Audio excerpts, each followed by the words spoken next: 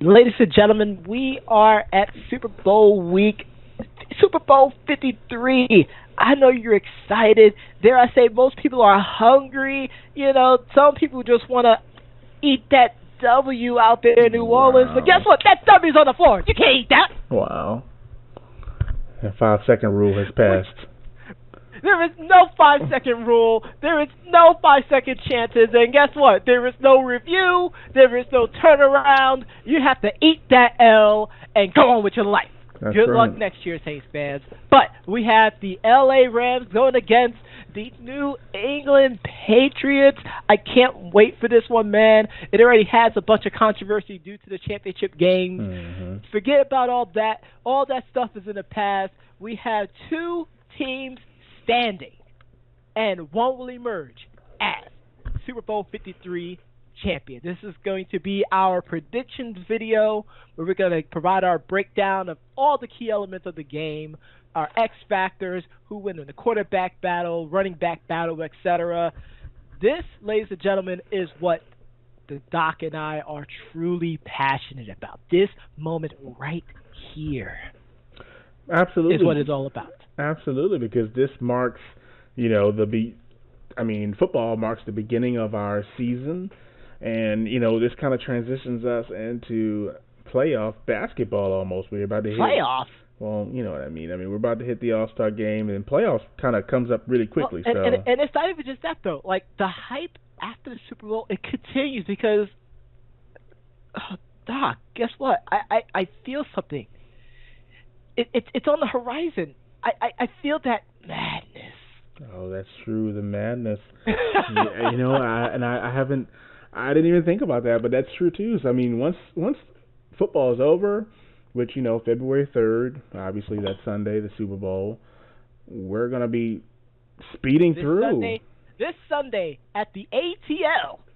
Yeah. Where the Falcons play. Mercedes-Benz Stadium, yes, where you'll have Maroon 5 and Travis Scott, Big Boy, Gladys Knight out there singing the national anthem. Of course, you'll get your gazillion-dollar commercials. I'm sure you'll be, laughing, you'll be crying, you'll be eating your chicken wings and pizza, cauliflower for myself, of course.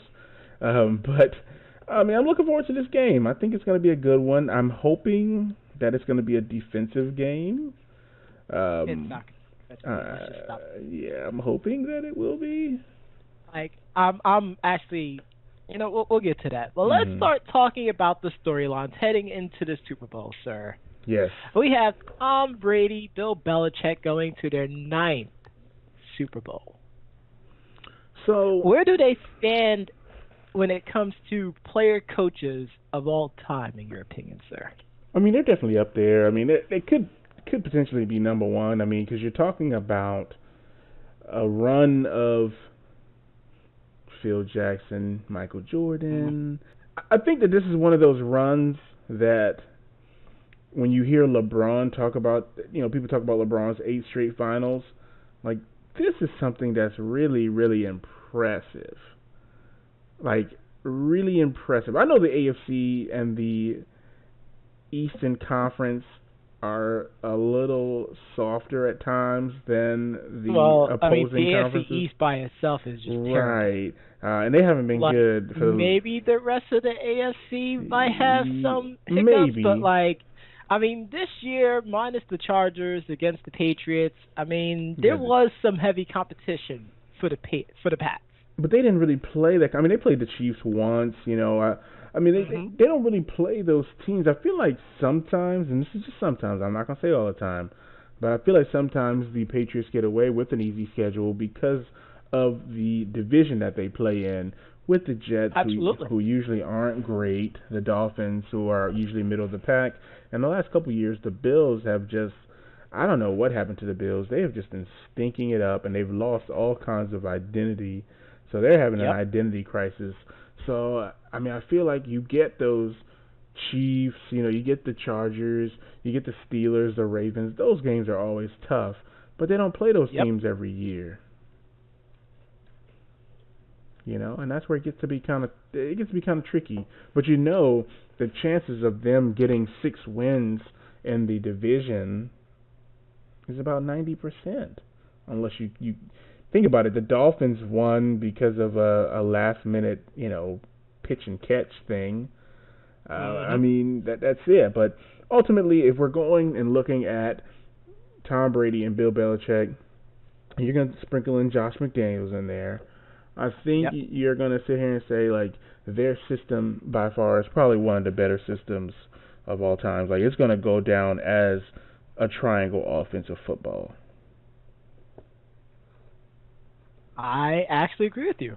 I would say, I mean, there really hasn't been consistency like this. Like, you could compare Brady and Belichick to, like, Coach Popovich and Tim Duncan. Like, the type of success that you see them do for such a long period of time.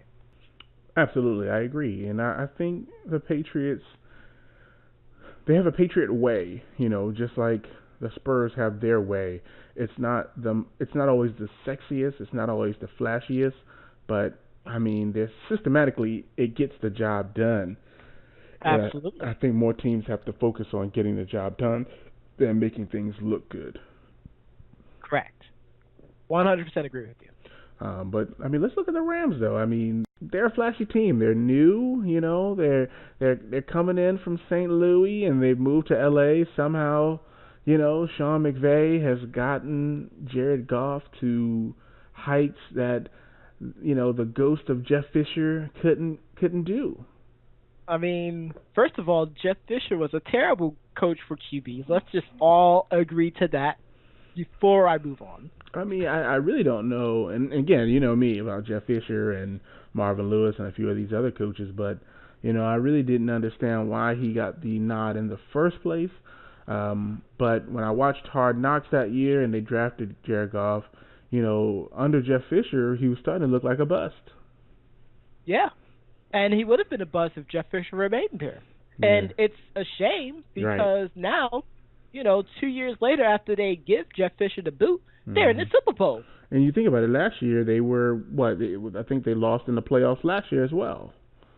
So, I mean, Sean McVay, which a lot of teams are starting to try to follow, getting a young coach, who helps quarterbacks. I guess they're trying to go that route. And I'm hoping that they'll be successful, but ultimately, Sean McVay and, the general manager of the Rams, I think they put together a team that defensively one of the best teams in the league. Every once in a while they have hiccups, but they didn't really change too much on the offense outside of trading Tavon Austin and bringing in Brandon Cooks. Which turned out to be really, really well. What's Tavon Austin done since then? Not a thing. He I don't know what he's done, actually. I think they were going to play him at running back sometimes. I think that's what the Cowboys try to do. But Jason Garrett's one of those Marvin Lewis kind of guys. You can't not blame Jason Garrett. And, I'm not going to jump too deep into it, but I think what Sean McVay and what Bill Belichick do, and think about the tenure, you're talking about a veteran head coach, a veteran quarterback going against a young head coach and a young quarterback. I mean, this could be similar to the last game with the Chiefs and Patriots, the passing of the torch moment. Yeah. But the one thing I will say is that Tom Brady hasn't lost 2 Super Bowls back to back. He has not. But as much as I want to say that, we'll wait until we go to the Yes. Let's go to the next part. Let's talk about who has the advantage for each of the positions, and then we can talk about X Factor afterwards. Let's start off with the head coach. Who has the advantage here, Doc? I think Bill Belichick. I mean, I think he you think about his Super Bowl run with the Giants, how he was somewhat successful with the Browns, coming over to New England and, bringing that knowledge, having a coaching staff that, they're really, really good together, and they really, really strategically put together their plans. So I think Bill Belichick would get the nod. I will actually agree with you.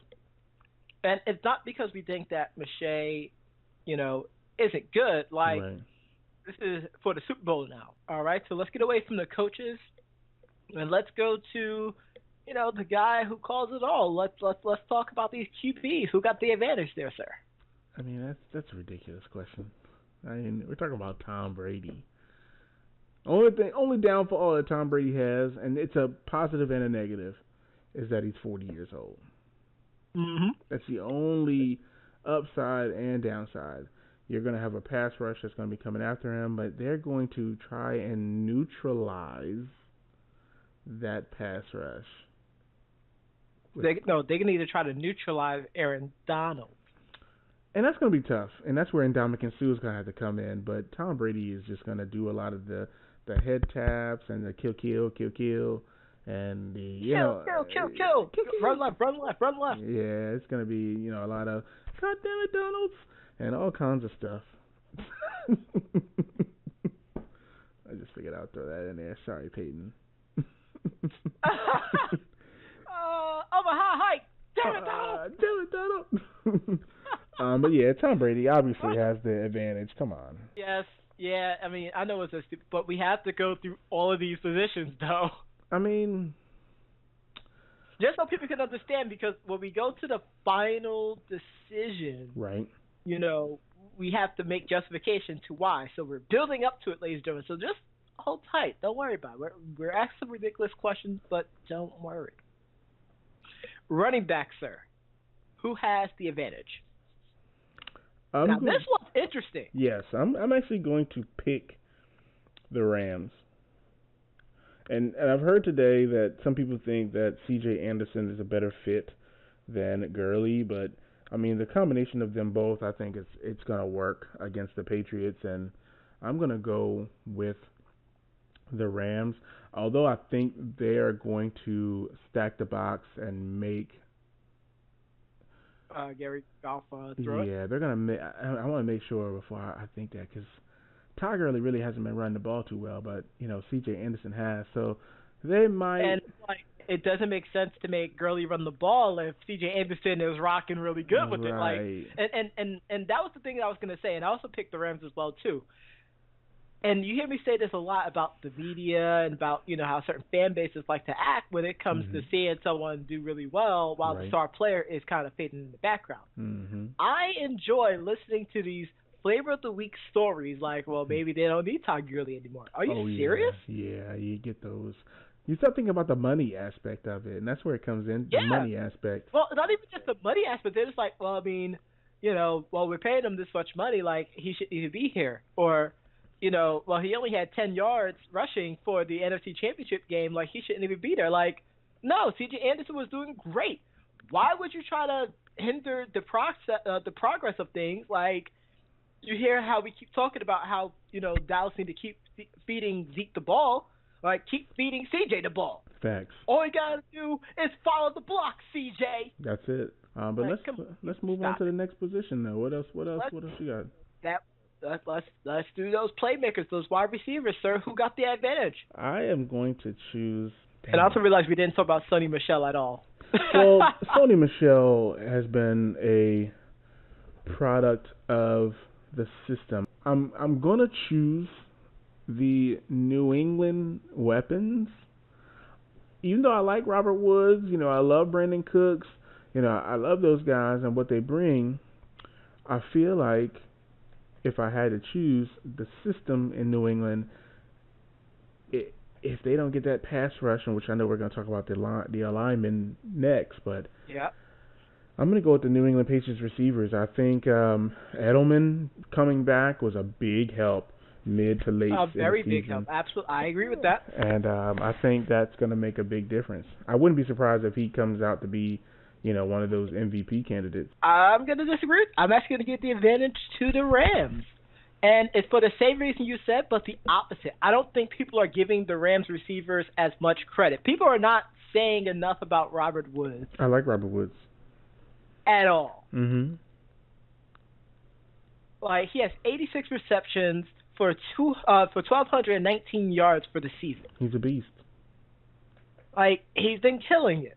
But because he's not an AB or OBJ, your boy.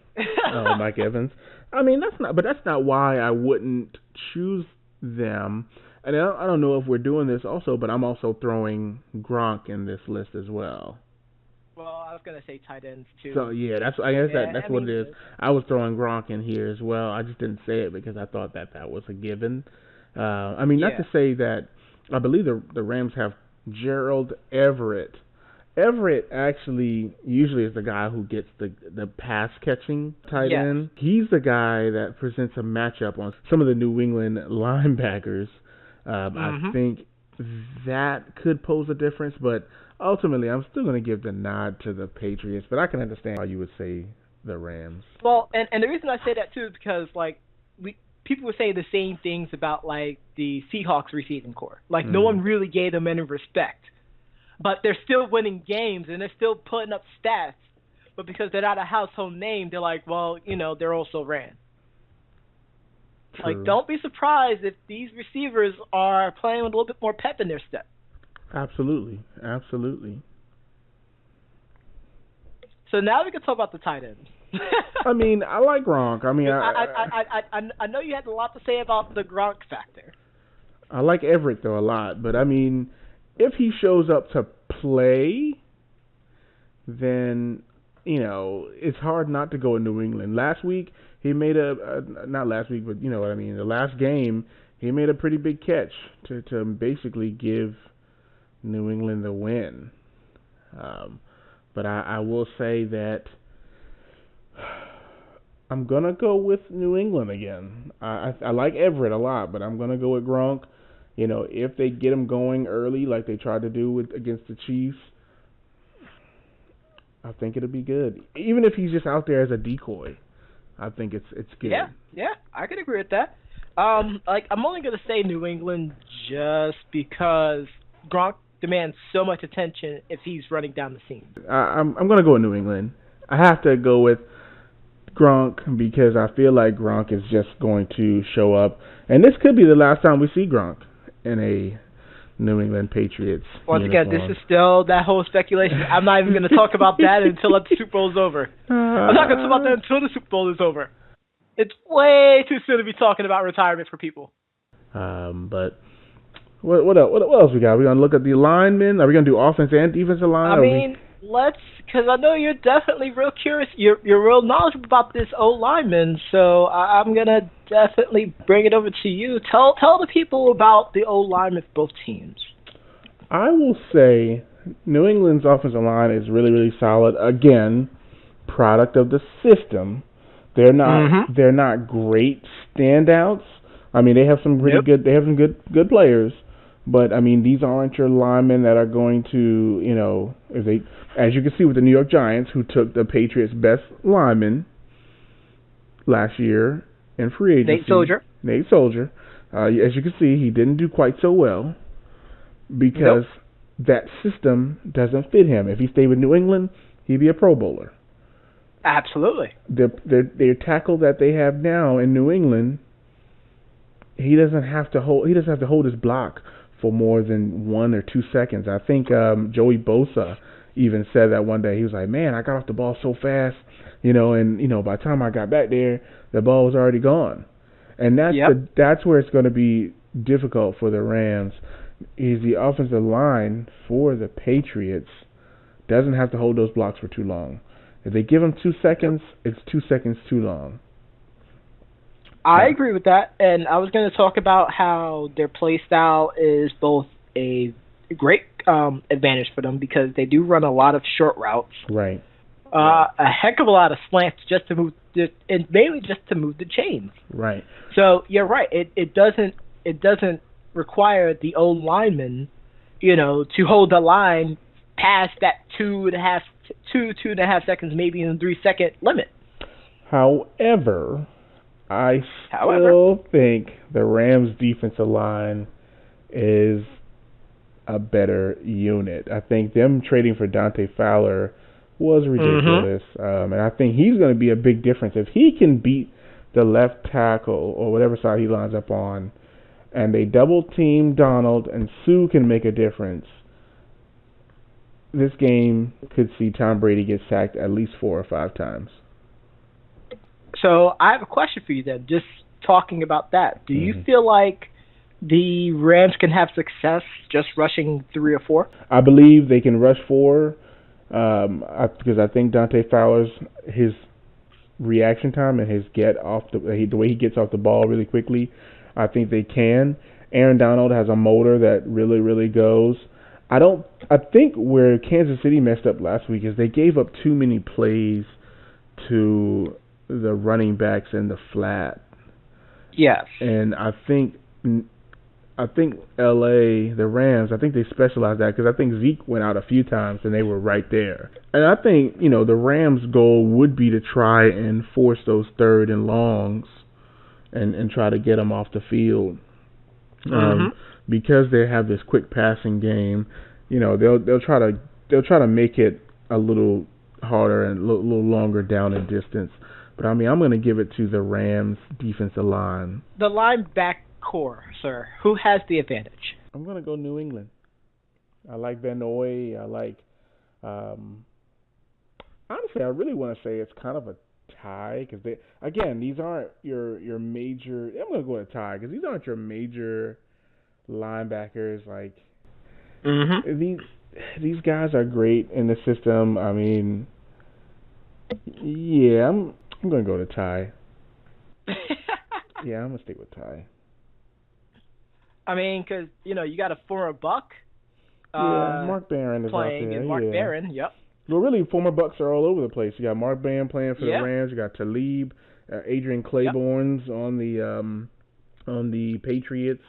I mean, there's always going to be a former Buck somewhere in the Super Bowl. I feel like it never fails. It's hard to really determine between the two as well, too. Like, it just really depends on who can, limit it. Like, if you just ask me based off of the championship games, or even, like, during the playoffs, like, it's kind of hard because, like, they have a great tackle for both sides, for both teams in the linebacker position. Like, they can tackle. Right. I mean, if we're going by playoff games, I think I would probably choose New England because I felt like for the most part they did their best to try and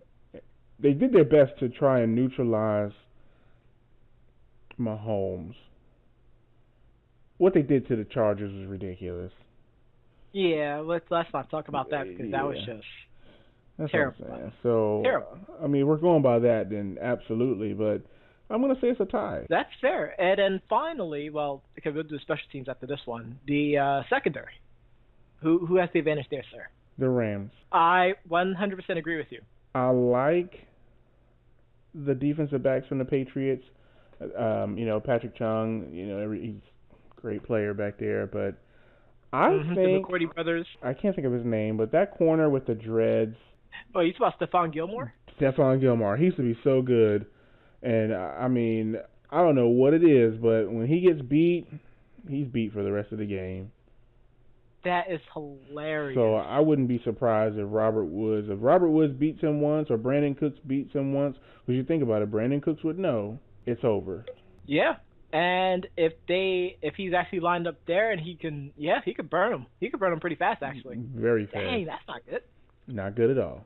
So we'll see what happens, but I'm sure. Which means they'll probably have to put a safety over there just to help him out. Absolutely, I'm sure there'll be a few, disguised coverage here and there, but I will just watch out for him. It's Belichick. What else does it do? I'm gonna be. If you see me post a laughing emoji on Facebook or somewhere, it's just because he just got roasted. Well, the last thing is the X Factors now. I mean, X Factors, I think we went over it. I mean, I think for me, the X Factor has to be, for the Patriots, it's going to be Gronk. I mean, Gronk and Gilmore, GG. Gronk and Gilmore. I think for the Patriots, it's all going to come down to Gilmore.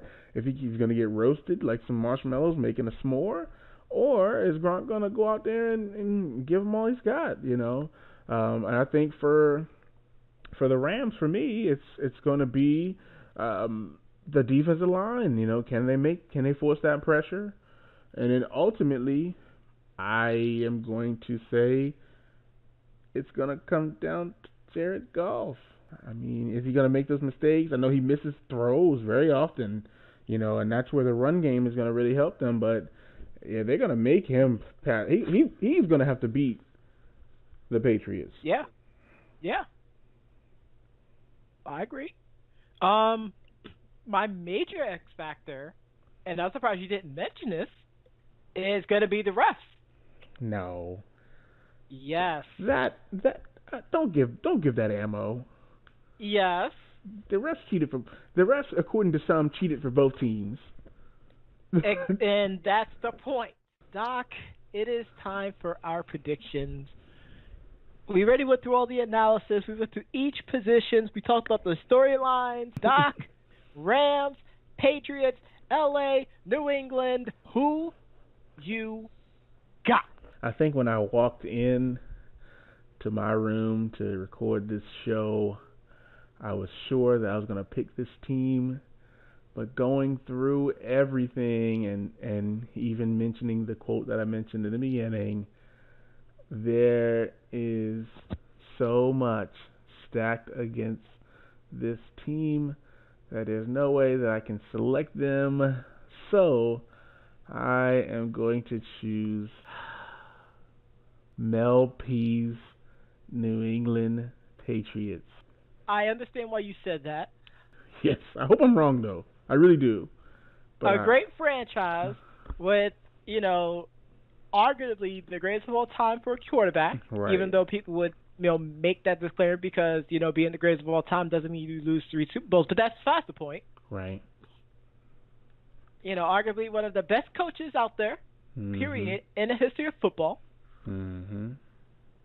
Who is a savant when it comes to football knowledge and adapting and utilizing a team's strength and making the opposition's weakness be its Achilles heel. Mm-hmm. But that being said, sir, it is time for a change. Uh-oh. I'm going with the Los Angeles Rams. Wow. Defeating the Patriots by a field goal. Tom Brady's first Super Bowl was won with a field goal, and his last Super Bowl loss will end by a field goal. I just don't see it happening. Let us know your thoughts out there. Put it to the comments. No matter what social media we have this posted on, let us know who you think will win Super Bowl 53.